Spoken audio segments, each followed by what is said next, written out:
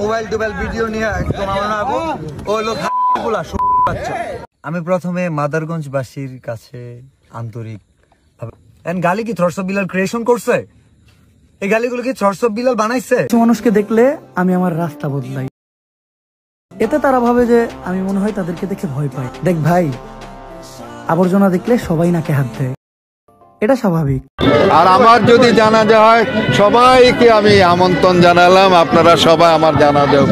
এর আগে যে ভিডিওগুলো করেছে সবাই বললো যে আপনি নিউজ মিডিয়ায় এসে সাংবাদিক সহ তার ফ্যান ফলোয়ারদেরকে তার পরিবার তুলে গালিগালাজ করে এই থটস অফ বিল্লাল, আর যার কারণেই ইতিমধ্যে নাকি গ্রেপ্তার হয়েছে।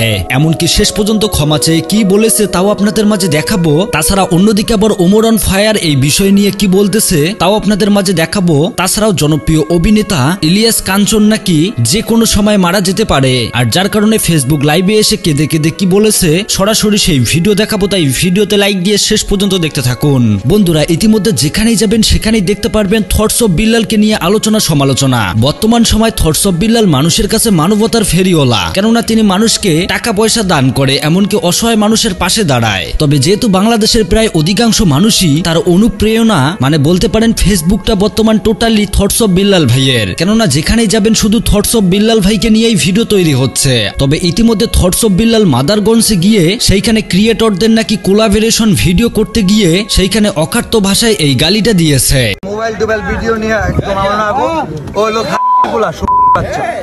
আমি এইদিকে গেলেও একটা হুমরি খাইতেছো, ওইদিকেও গেলেও হুমরি খাইতেছো।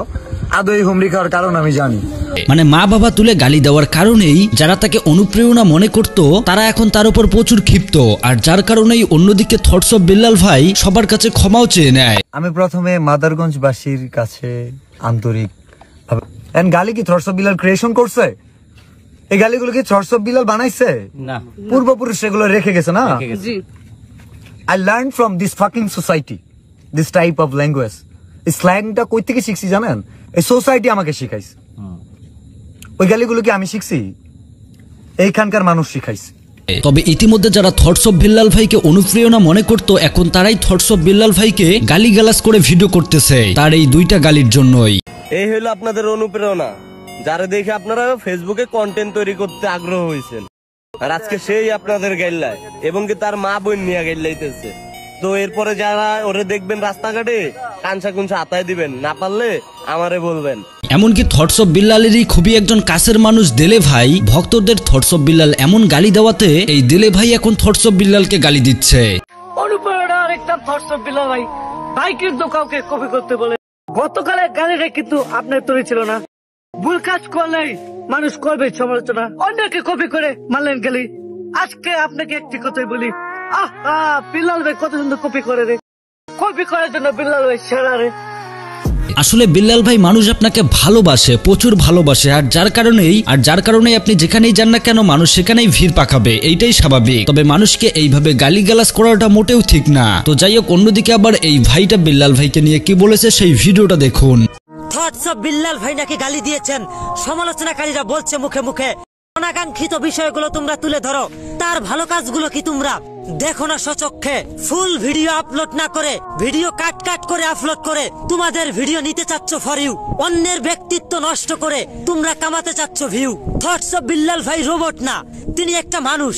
তিনি কোথাও গেলে মানুষ তাহার উপরে উপচে পড়ে, তাকে এক বিন্দু পরিমাণ দেয় না ছাড়।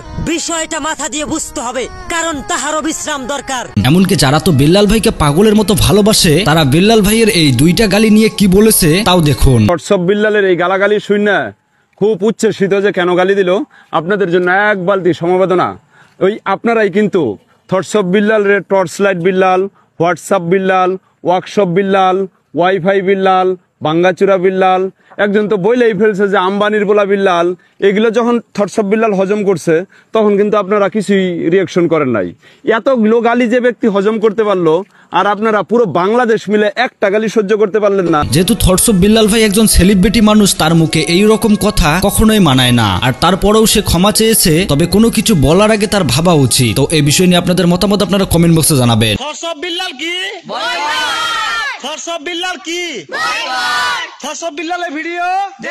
অন্যদিকে যারা ওমরকে নিয়ে প্রতিনিয়ত ট্রল করেন এমনকি হুমকি দেন তাদেরকে উদ্দেশ্য করে ওমর অন ফায়ার কি ভিডিও বানিয়েছে সেই ভিডিওটা দেখুন। কিছু মানুষকে দেখলে আমি আমার রাস্তা বদলাই, এতে তারা ভাবে যে আমি মনে হয় তাদেরকে দেখে ভয় পাই।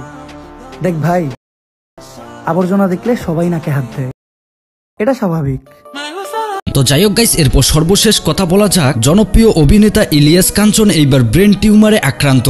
স্ত্রী দিতির পাশাপাশি তারও ব্রেন টিউমার হয়। আপনারা সবাই জানেন যে ইলিয়াস কাঞ্চন তার প্রথম স্ত্রীকে সড়ক দুর্ঘটনায় হারিয়ে ফেলে, আর এর কারণেই তার সন্তানদেরকে নিয়ে জীবন কাটাতে থাকে। তারপরেই এই দিতিকে বিয়ে করে, যেও কিনা ব্রেন টিউমারে আক্রান্ত ছিল। তবে ইতিমধ্যে ইলিয়াস কাঞ্চনও ব্রেন টিউমারে আক্রান্ত হয়েছে। আর আমার যদি জানাজা হয় সবাইকে আমি আমন্ত্রণ জানালাম, আপনারা সবাই আমার জানাজা উপস্থিত হবেন। এর আগে যে ভিডিওগুলো করেছে সবাই বললো যে আপনি এত চেতে কথা বলেন কেন, হ্যাঁ এত রাগ করে কথা বলেন কেন।